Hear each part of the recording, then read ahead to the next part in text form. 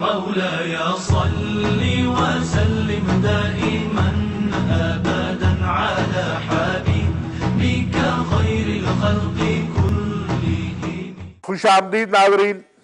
وقفے سے پہلے جیسے میں نے کچھ گزارشات کی، علامہ صاحب نے کہا ہمارے مہمان حضرت علامہ مولانا محمود الحسن عارف صاحب تشریف لے آئے ہیں اور ہم ان سے پوچھیں گے علامہ صاحب،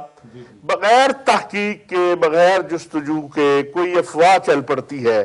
اور یہ پاکستان میں تو آپ دیکھ رہے ہیں گزشتہ 2-3 ماہ سے تو ہم چل ہی افواہوں پر رہے ہیں اور اس کو ایسے بڑھا چڑھا کر پیش کیا جاتا ہے۔ شریعت اسلامیہ اس بارے میں کیا کہتی ہے؟ بسم اللہ الرحمن الرحیم۔ شکریہ علامہ صاحب۔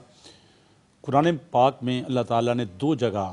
افواہ سازی کی مذمت کی ہے اور اس سے روکنے کے لیے ہدایات جاری کی ہیں۔ مدینہ طیبہ میں جب اسلامی مملکت اور اسلامی معاشرہ قائم ہوا تو افواہ سازی کا خاص طور پر بازار گرم ہوا، کیونکہ منافقین کا ایک بہت بڑا ٹولہ وہاں پہ سرگرم عمل تھا، اور وہ افواہ سازی کے ذریعے مسلمانوں میں حوصلہ شکنی، کم ہمتی اور حالات سے بے خبری پیدا کرنا چاہتے تھے۔ چنانچہ اللہ تعالیٰ نے اس کے لیے یعنی یہ کفر کا ہمیشہ ہتھکنڈا اور طریقہ واردات رہا ہے۔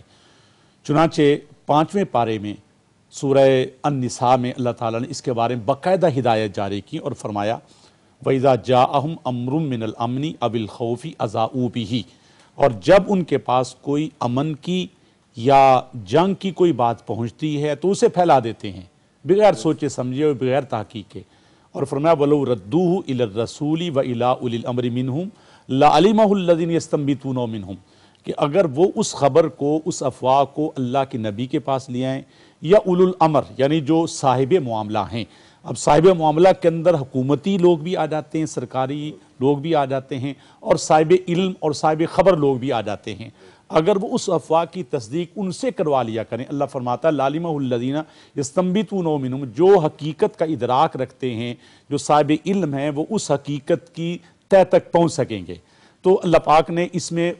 واقعتاً مذمت فرمائی اور اس بات کا حکم دیا کہ کوئی بات پہنچے تو اس کی تصدیق اور تائید جو ہے وہ اہل علم سے کروا لی جائے۔ اسی طرح سورہ حجرات کے اندر بھی اللہ تعالیٰ نے اسی بات کو دوسرے انداز میں بیان کیا اور فرمایا کہ یا ایھا الذین آمنوا اذا جاءکم فاسق بنبأ فتبینوا، اے ایمان والو جب تمہارے پاس کوئی فاسق و فاجر آدمی کوئی خبر لے کر آئے تو فتبینوا، اس کی تحقیق کر لیا کرو۔ اور نبی اکرم صلی اللہ علیہ وسلم نے اسی بات کو آگے بڑھاتے ہوئے فرمایا کفا بالمرء کذبا ان یحدث بما سمعہ،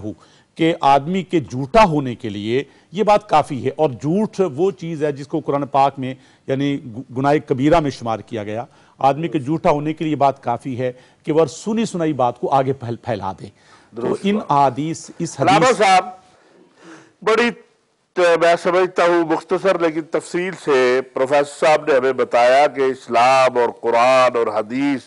ہمیں منع کرتے ہیں کہ ہم اس طرح کی جو افواہ آ جائے کوئی بھی ہو، وہ میرا اس پروگرام سے مقصود کو خالی آصف زرداری یا منصور اجاز یا کوئی اور نہیں ہے،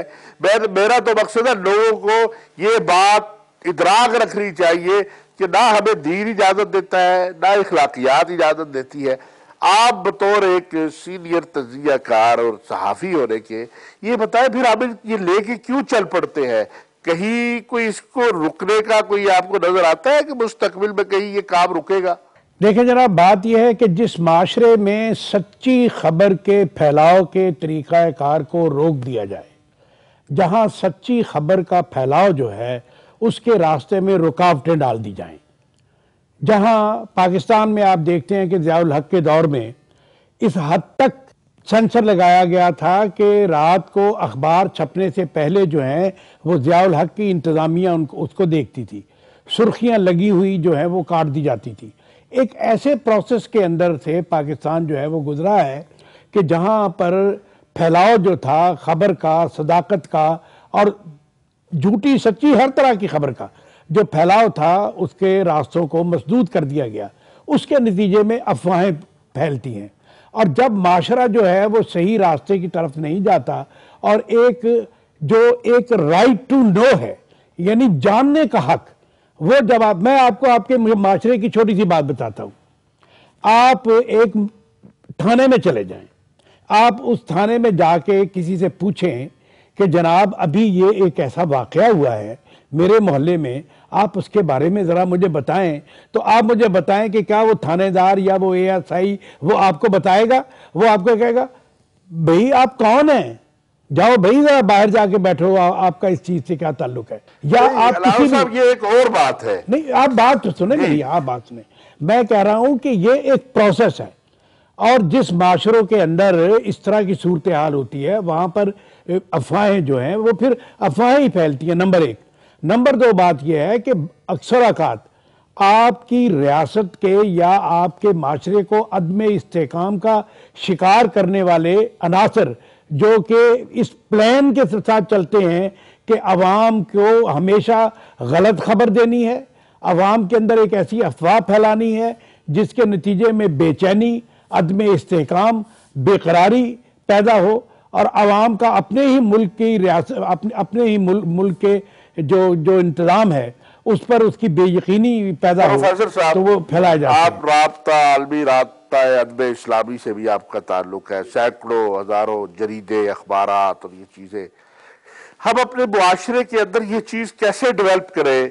کیسے اس کو لے کے آگے چلے کہ ہمارے لوگ جو ہے وہ بجائے اس افواہوں کی دنیا میں گم ہوئے رہے، وہ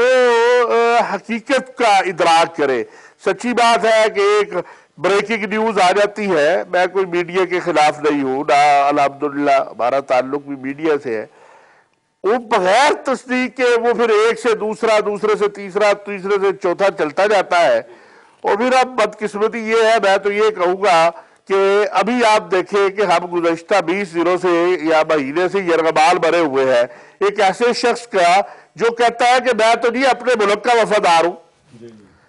اور پہلے اس نے کہا کہ نہیں، میں نے یہ جو ہے منصور اجاز نے، کہ میں نے یہ آرٹیکل اس لیے لکھا تھا کہ بھئی میرے دوست بلٹ کو جو ہے وہ اس کی ایسی تیسی کی پاکستان نے، تو میں نے کہا کہ میں اس کو،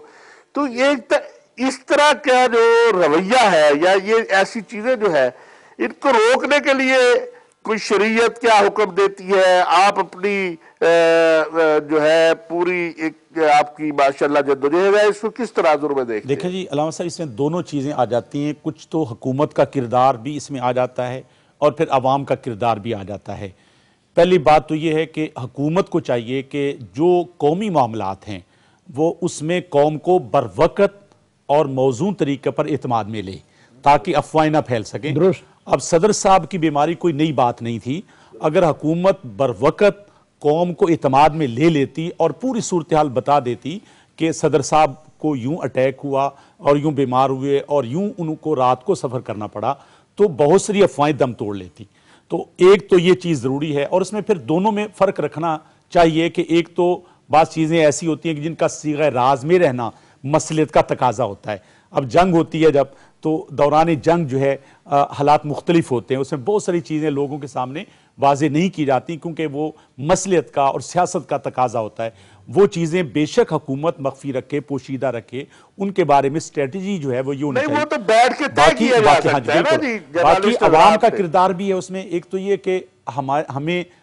اس بارے میں اللہ اور اس کے رسول نے جو احکام دی ان کی پابندی کرنی چاہیے، اخلاقیات کی پابندی ہونی چاہیے کہ کچھ تو ہو، کہ کچھ تو خوف خدا ہونا چاہیے کہ ہم اپنی قوم کی غیرت کا اور اپنی قوم کی حمیت کا سودا کرتے ہیں اور محض افواہوں پر، یعنی یہ تو ہمارے قومی کردار ہے. ہم تو یہ